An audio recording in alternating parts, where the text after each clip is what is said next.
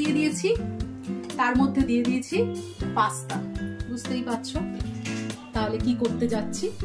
আজকে করব দুপুরে পাস্তা, করব আমি চিকেন পাস্তা। তাই জন্য এই পাশের কড়াইতে আমি একটু চিকেনটাকে ভাজতে দিয়ে দিয়েছি। চিকেনটা বোনলেস চিকেন, টুকরো টুকরো করে কেটে নিয়েছিলাম।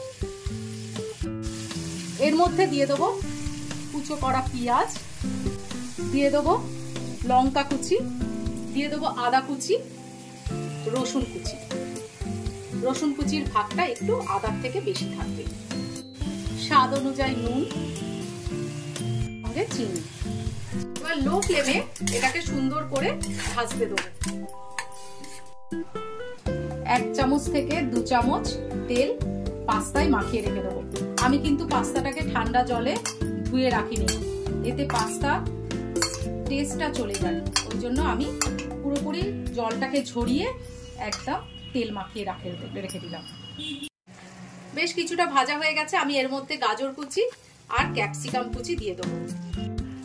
সয়া সস দিয়ে দিলাম, টমেটো সস। এগুলো সব নিজের আন্দাজ মতো দেবে। এবার একটু হতে দেবো এটা। এপাশে চিকেনটা হোক, আর এই পাশের দিকে আমি একটা কড়াই বসিয়ে দিয়েছি এবং তার মধ্যে বেশ খানিকটা 1.5 চামচ কি 2 চামচের মতো বাটার নিয়ে নিয়েছি। এর মধ্যে দেব 1 চামচের মতো ময়দা। লো ফ্লেমে এটা ভাজবো যাতে ময়দাটার কাঁচা গন্ধটা চলে যায়। হোয়াইট সস তৈরি করব, তাই জন্য 1 কাপের মতো দুধ নিব। 1 কাপ না 1.5 কাপের মতো দুধ নিব। এগুলো বললাম না সবকিছু নিজের চোখের আন্দাজে।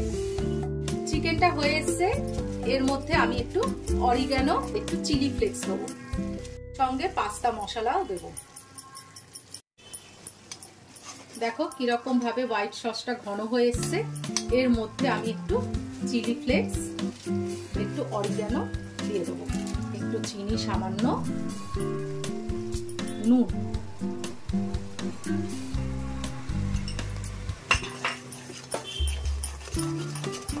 সস আমার হয়ে গেছে। আমি এর মধ্যে পাস্তাগুলো ঢেলে দেবো।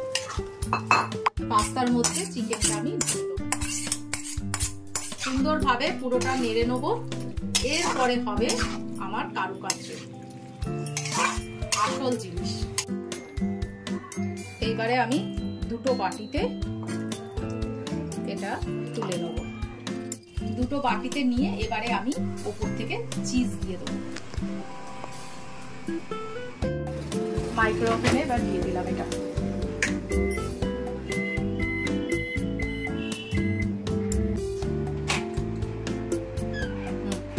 হয়ে গেছে, আমি এবার বার করে নেব। এই দেখো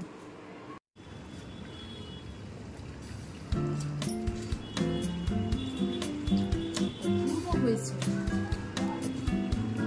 সত্যি খুব সুন্দর হয়েছে। এত সুন্দর হয়েছে না, চিজ, হোয়াইট সস, আর এদিকে পাস্তা। তিনটে জিনিসই আমার ভালো লাগে। আর তার মধ্যে এই চিকেনের টুকরো পড়েছে, ভালো লাগে। করে দেখবে, সত্যি বলছে, গ্যারান্টি দিলাম, প্রচন্ড ভালো লাগবে।